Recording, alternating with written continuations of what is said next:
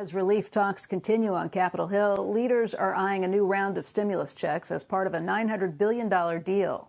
Joining us right now with more on the latest is Senator Rob Portman and Senator Joe Manchin.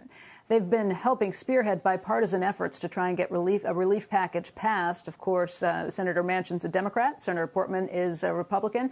Gentlemen, welcome to both of you. I think Americans are wondering if this deal will actually get done before the deadline of tomorrow night. I know that Senator McConnell has said you all are sticking in town until this is done. So, Senator Portman, I'll just ask you, do you have plans right now to stay in Washington for the weekend? You think it'll take through the weekend to get it finished?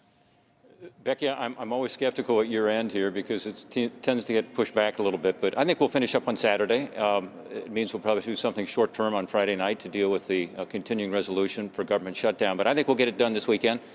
And we should. You know, it's been 9 months since we passed the CARES package. People are hurting.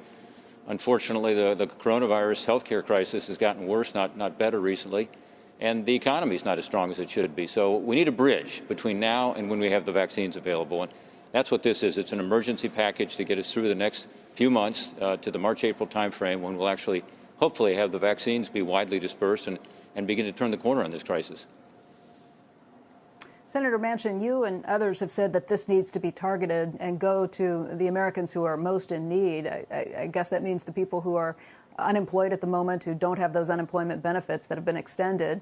We've seen both Senator Bernie Sanders and Senator Hawley pushing for direct-to-consumer, direct-to-everybody checks, and that sounds like that is the latest iteration of this.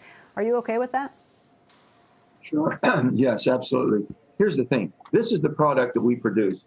Myself, Rob Portman, and we had about 10 other senators evenly split between Democrats and Republicans. This is what we produced. Legislative language, this is the template that's being used. We were able to negotiate the deal that we thought we could all live with, and the price of what that would be is $908 billion. We couldn't get over with the state and local aid and also with liability. That was $160 billion. So what they've done, using this template here, has been working off of it. It's all in legislative language. And basically, they took the 160 and they're saying, okay, since we can't come to an agreement, and liability and state and local have to move the same because each side had their respective positions on that. Then they said, okay, well, let's do direct payments.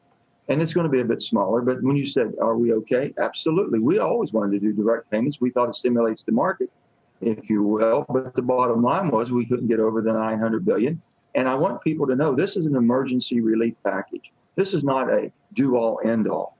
And Joe Biden, our president-elect, coming in as president in January, will evaluate the situation and offer another package if needed. And we will consider and work towards making sure our economy continues to come back strong. But we have to get through this time period, the first quarter especially.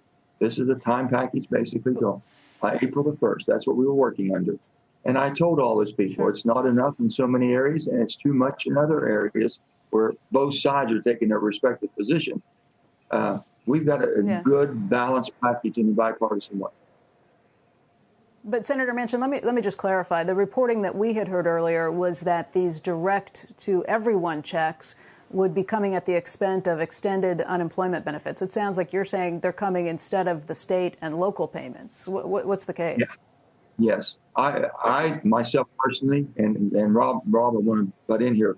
I don't think any of us ever would have voted or supported something where you were sending a check to people that still had a check, but we were trying to stimulate the market when we were letting people have their unemployment checks run out and had nothing. That was never on the table for us, but that was the discussion. I think we're directly in that payment, basically the money that we set aside for direct payments or basically state and local aid. Rob, you might want to jump in there on that. No, I think Joe's right, Becky, and you're not going to find a lot of daylight between Joe and me, as you can tell. But with regard to unemployment, there are three things that we do in our bill, the bipartisan bill, that is also in the package, at least as we understand it, and that is we extend the time period. Otherwise, as of the day after Christmas, a bunch of people lose their unemployment. These are people who are self-employed, as an example, gig economy workers, but also people who are taking advantage of the 13-week federal government extension of the state program. And look, we need it in a lot of states. I mean, some states are doing better than others. Some sectors of the economy are doing better than others. But as you know, as you begin to shut down an economy, a bunch of people lose their jobs through no fault of their own.